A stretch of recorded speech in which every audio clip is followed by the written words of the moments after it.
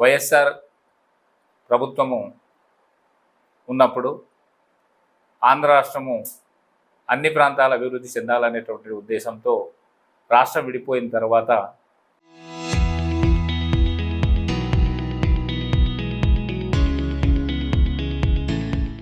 కర్నూలుని మరి లా సంబంధించినటువంటి ఒక రాజధానిగాను, అలాగే విశాఖపట్నాన్ని పారిశ్రామిక అభివృద్ధికి పెద్దపీట వేయాలనేటటువంటి ఉద్దేశంతో మరి ఇదో రాజధానిగాను, అలాగే విజయవాడని కూడా ఓ రాజధానిగాను ఏర్పాటు చేసి మరి పరిపాలించాలనేటటువంటి ఒక సదుద్దేశంతో ఆ రోజు గౌరవ మాజీ ముఖ్యమంత్రి వర్యులు జగన్మోహన్ రెడ్డి గారు ఓ నిర్ణయం తీసుకోవడం అనేది జరిగింది.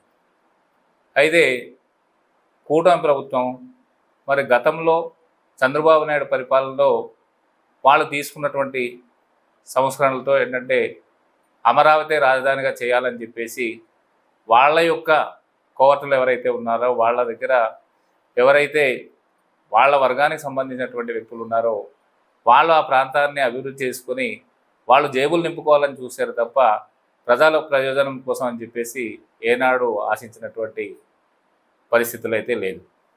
అంటే ఈరోజు అన్ని ప్రాంతాలు అభివృద్ధి చెందితే అక్కడ ఉండేటటువంటి ప్రజలకి కానీ లేదనుకుంటే ఆ ప్రాంతాలు కానీ అభివృద్ధి చెందాలనేటువంటి ప్రధానమైనటువంటి ఉద్దేశం. అలాగే పవన్ కళ్యాణ్ గారు మీరంతా ఒక నిర్ణయానికి రండి, మరి ఏం చేయాలనుకున్నా సరే ప్రజల ప్రయోజనాలు కోరి మీరు రాజధాని అభివృద్ధి చేయాల్సినటువంటి అవసరం అయితే ఖచ్చితంగా ఉంది. కానీ ఇప్పటికీ కూడా అక్కడ ఉన్నటువంటి ఇన్ఫ్రాస్ట్రక్చర్ అయితే పూర్తి స్థాయిలో అభివృద్ధి చెందలేదని చెప్పేసి చెప్పాలి. ఎందుకంటే రైతుల దగ్గర నుంచి భూములు తీసుకున్నారు, 5,000 ఎకరాలు మీరు మొదటిసారిగా తీసుకున్నారు. ఆ 5,000 ఎకరాలకి డెవలప్ చేయాలని చెప్పేసి అనుకుంటే ఒక ఎకరానికి డెవలప్ చేయడానికి సుమారు 2 కోట్లు వరకు చెప్తా ఉన్నారు. అది మళ్ళీ ఇదన్నీ చేయాలనుకుంటే సుమారు ఒక్కొక్క ఎకరానికి 3 కోట్లు దాకా అయ్యేటటువంటి పరిస్థితులు అయితే ఖచ్చితంగా ఉన్నాయి.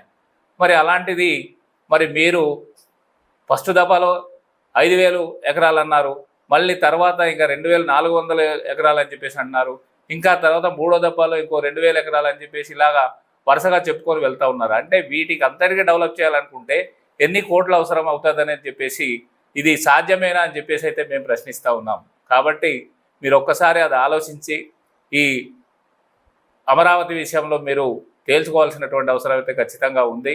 ఏదైనా సరే అయినటువంటి ఒక దేవాలయము అంటే ఒక వెంకటేశ్వర స్వామి ప్రపంచంలో ఉండేటటువంటి జనాల యొక్క మనోభావాల్ని దెబ్బతీసే విధంగా తిరుపతి లడ్డు మీద కూడా మీరు దుష్ప్రచారం చేసినటువంటి దాఖలాలు ఉన్నాయి. అంటే ఇలాంటి డైవర్షన్ పాలిటిక్స్ ఎన్నాళ్ళు మీరు ఆడతారని చెప్పేసి కూడా ఈ సందర్భంగా మీకు నిలదీస్తా ఉన్నాను. రాజకీయాలు మాత్రం చేయొద్దని చెప్పేసి కూడా ఈ సందర్భంగా తెలియజేస్తా ఉన్నాను.